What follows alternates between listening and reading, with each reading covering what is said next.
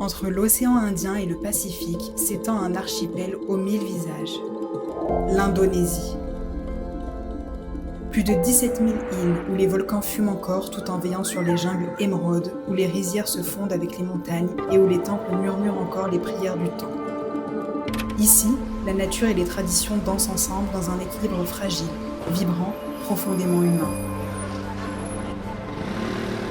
L'Indonésie, c'est une mosaïque d'âmes, un voyage à travers la beauté, la diversité et l'inattendu. Bienvenue dans notre voyage de 50 jours en Indonésie.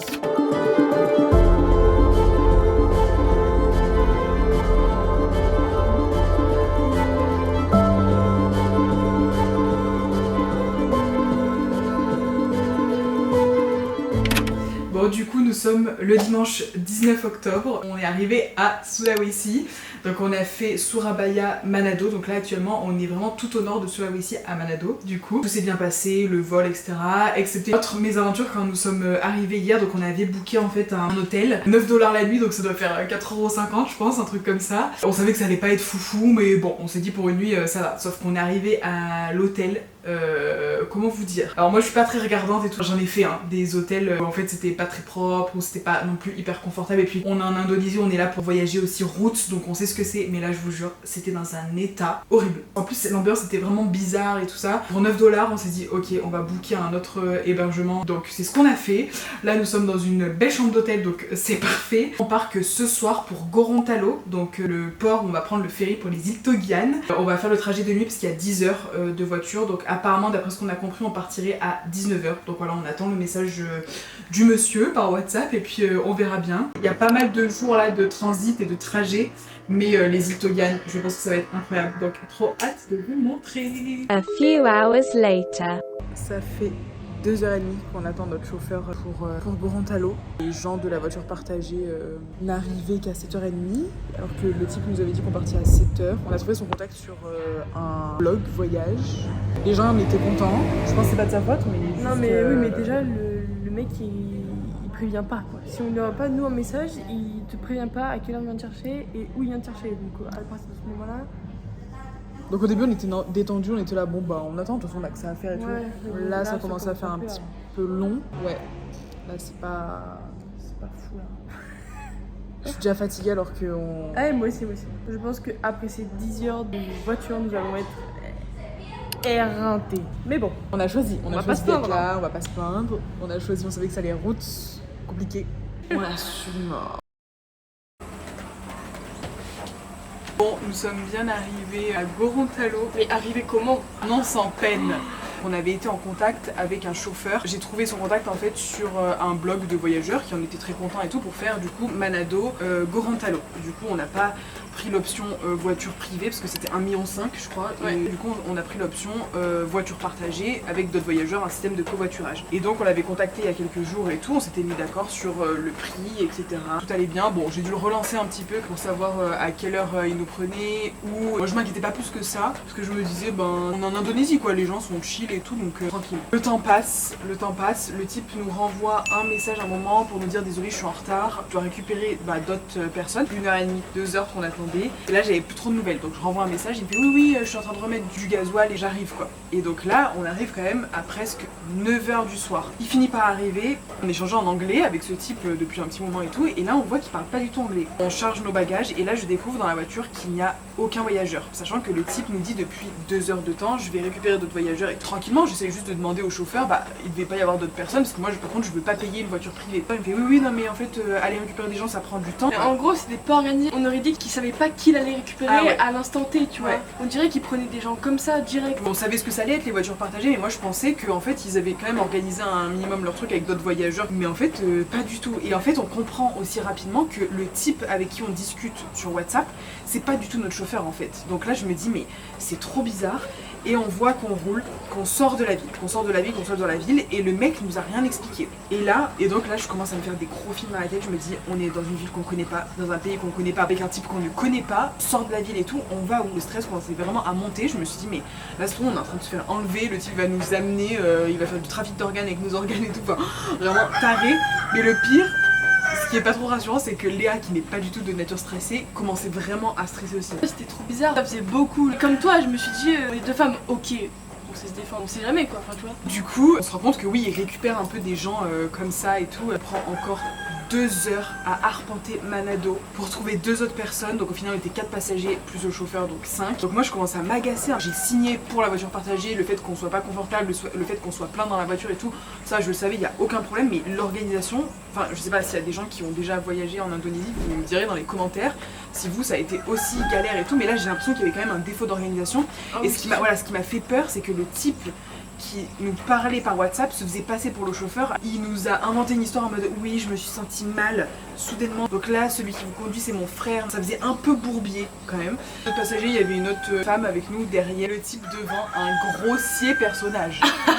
Et là, on s'est dit waouh, les 9 heures de voiture vont être longues. Au final, c'était long, mais en fait, on a quand même beaucoup dormi. On s'est arrêté une fois. Le chauffeur, il fallait qu'il se repose un peu, il fallait qu'il mange. On a fait quelques petits arrêts comme ça. Au final, franchement, je m'attendais à pire. En fait, c'était tellement pire d'avoir passé 4-5 heures à attendre, à faire le tour de Manado et tout, que après, je crois qu'on était tellement fatigués que donc on est arrivé à Gorontalo. On est dans une homestay vraiment hyper sympa, on est au milieu de rien. Demain, une nouvelle aventure nous attend. Nous ne sommes pas là pour rien. Nous n'avons pas fait tout ce trajet. À mon avis, tout ce trajet va en valoir le coup. Nous avons donc découvert la campagne de Sulawesi en restant quelques jours chez Mimin et Harry, qui nous ont aidés pour prendre le ferry pour les îles Togian.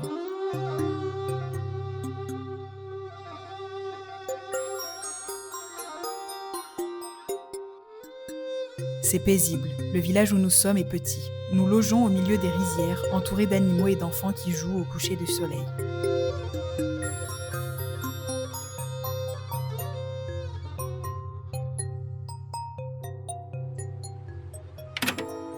Le mardi 21 octobre, nous nous rendons au port de Gorontalo en fin d'après-midi pour effectuer notre traversée.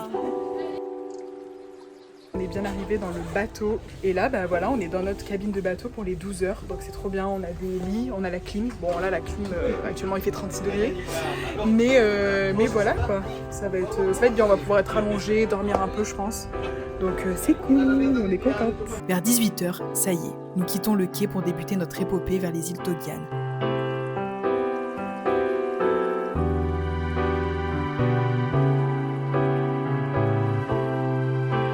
Les résidents de l'hôtel restés sur la terre ferme nous font coucou.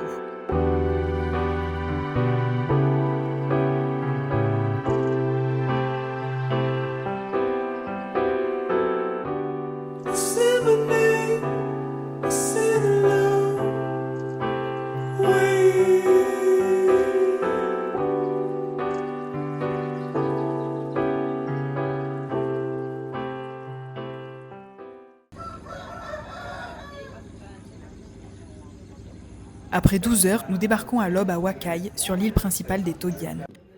Nous payons notre droit d'entrée dans l'archipel et prenons une pirogue direction une autre île. Nous sommes fatigués mais profitons déjà de ce dépaysement. Nous avons la juste impression d'être au bout du monde.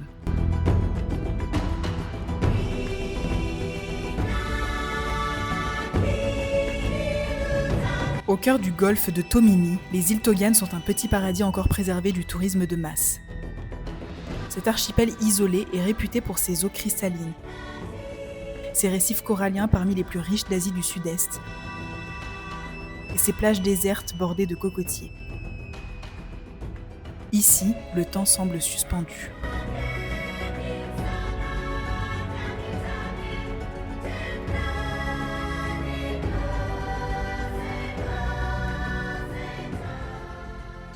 Alors nous sommes bien arrivés sur l'île de Kadidiri. Après nos heures de bateau, on est arrivé ensuite après au port en fait. Donc là tout de suite il y a des locaux qui sont venus chercher tous les touristes qui nous ont emmenés. Comme à l'office du tourisme, on a payé une taxe. Après on a payé un bateau pour venir de Wakai, donc le port où on arrive jusqu'à Kadidiri. En vrai c'est pas loin, donc ça va, on a payé 150 000 pour deux, donc en vrai ça va. Là voilà, on est dans notre petit havre de paix, notre cabane est juste derrière là. Trop chou, genre vraiment on est trop bien. Pas de réseau, pour l'instant on n'a pas d'électricité, on en aura que ce soir. On est trop bien. On a trouvé des petits bouquins à lire en français, parce qu'on n'en avait pas. Et là aujourd'hui il doit être 13-14 heures, on va rester tranquille. L'objectif dans les prochains jours en fait c'est de trouver des gens pour qu'on puisse faire une excursion. Soit si on trouve personne, et tant pis on fait la petite excursion, mais on va quand même à l'endroit où on veut absolument aller. Soit si on trouve des gens, on fait l'excursion à la journée et vraiment on peut aller plus loin encore dans des petites îles, des îles Togian. On verra, on se prend pas trop la tête. Là aujourd'hui ça va être chill, on va bouquiner, se baigner un petit peu. Demain peut-être qu'on va faire un peu de snorkeling. Ouais. Il y a une plage pas loin là où on peut nager, on nage pendant 20 minutes et on trouve une autre plage. Ça peut être Donc pas mal. ça peut être vraiment cool. Comme ça au moins on loue les équipements à la journée. Pour les excursions, on vous tient au courant. On est trop contente d'être là. Trop bien. C'est trop bien. Je vous présente notre petite cabane pour les 4 prochains jours. Donc là c'est notre lit avec la moustiquaire. Là on va poser un peu nos affaires. Moi j'ai défait un peu les miennes, hein. Je me suis installée. Et après... c'est royal, on a une petite salle de bain, clac, petite toilette, petite douche. En vrai, c'est carré, hein. C'est trop cool, on va être trop bien Trop ici. mignon. Bon, on n'a pas d'électricité pour le moment, ce sera que ce soir. Mais voilà. Notre premier repas. Au cours de ce premier jour, donc, nous découvrons les environs de notre plage. Yono nous fait goûter les noix de coco.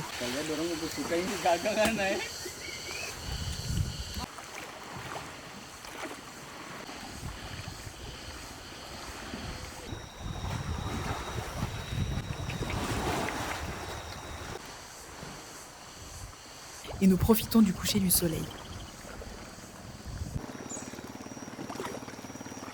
Le soir venu, nous entamons une partie de cartes, puis poursuivons avec un feu de camp avec pudding.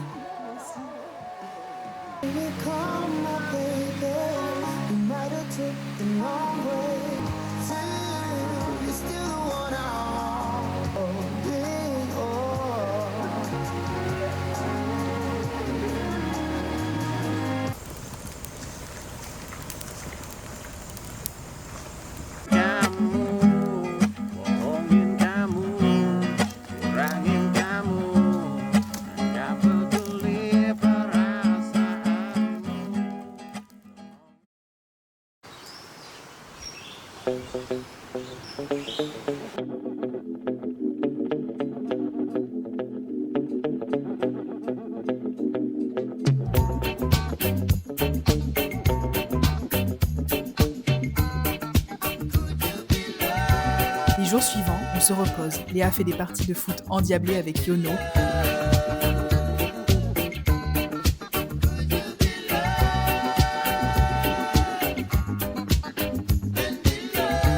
On lit, on joue au petit bac. Là, on est en train de faire un petit bac, elle me fait trop rire parce que dans Star, elle met que des prénoms de footballeurs ou des trucs qui ont rapport avec le foot. Ah, toi, tu es vraiment une fouteuse là. Oui, c'est facile. On se risque à des balades dans la jungle pour découvrir des plages secrètes. On fait du snorkeling.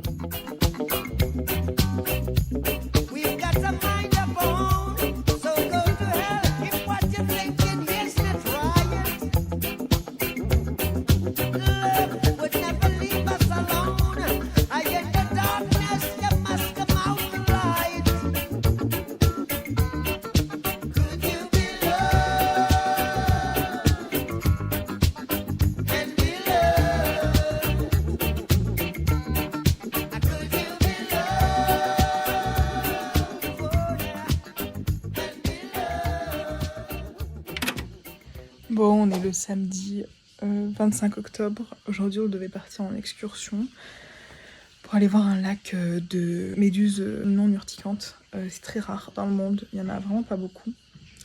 Sauf que j'ai été malade, archi malade toute la nuit, vraiment. Donc je sais pas si c'est la nourriture ou pas, parce que les autres ne sont pas malades, alors qu'on a mangé la même chose. Donc voilà, vraiment mal en point.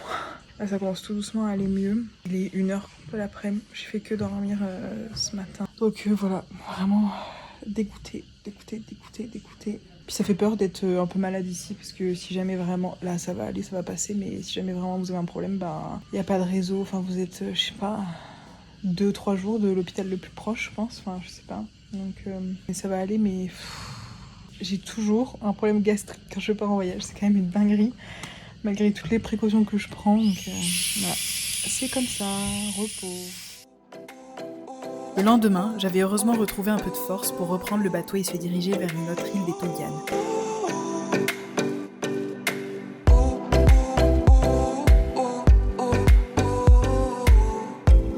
Nous Nous sommes d'abord revenus au port principal de Wakai en pirogue pour prendre un bateau public pour l'île de Batu Daka.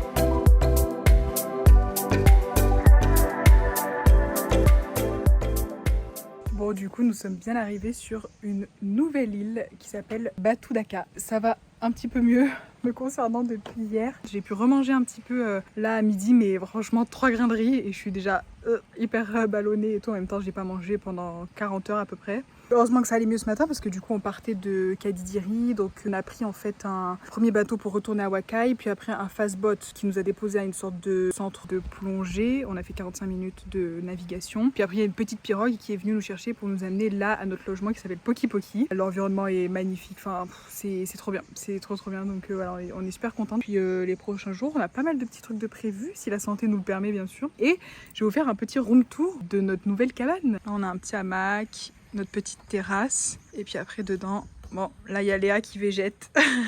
Donc voilà, c'est hyper spacieux. En fait on a pris une cabane pour 2-3, donc voilà, on a payé un peu plus cher pour avoir vraiment de l'espace, et voilà, même la salle de bain est trop cool. Comme lors de notre séjour sur Kadidiri, nous ralentissons le rythme à Batu Daka.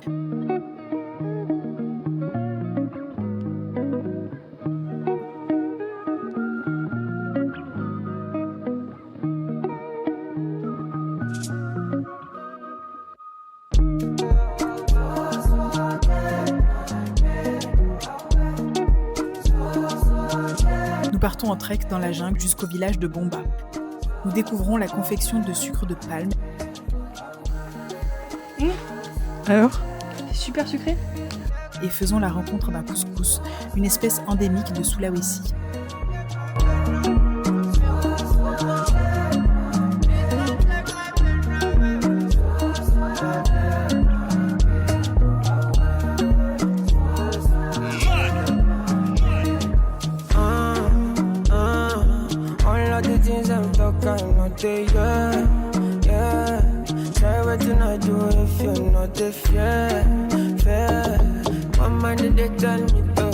On a lu, joué au ping-pong et au petit bac.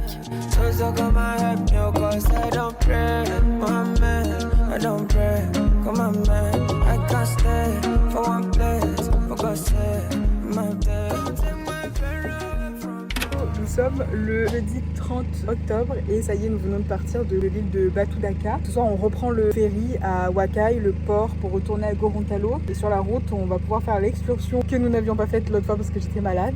Donc, nous allons au Jellyfish. C'est vraiment un phénomène naturel hyper rare. C'est une sorte de lac où il y a des centaines et des centaines de méduses, mais non urticantes dedans. Ça va être hyper particulier de nager au milieu d'elles et tout ça, mais franchement, on avait hâte de le faire et on est contente finalement de pouvoir le faire parce que je pensais la dernière fois que ça allait être mort. Dernière journée au Togian.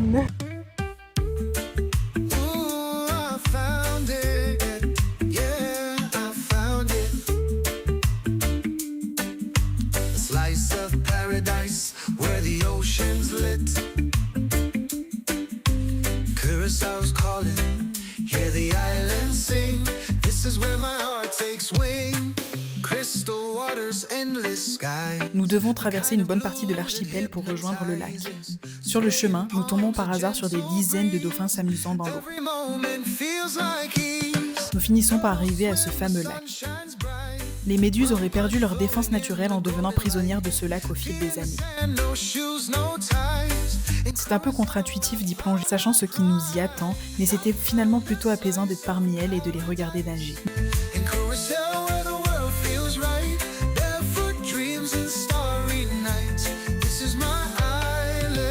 Nous avons ensuite déjeuné sur la plage d'à côté avant de repartir des Togian le soir même. Nous nous souviendrons toujours de ces 8 jours coupés du monde au paradis. On se retrouve très prochainement pour le prochain et dernier épisode de notre aventure en Indonésie. Aujourd'hui, donc, on va découvrir le fameux marché. Every day's magic, every night's the moon.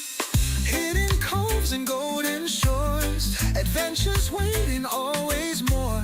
From Janfield to the west side's glow. This is the treasure I've come to know. I found a slice of paradise in Curacao where the world feels right. Barefoot dreams and starry nights. This is my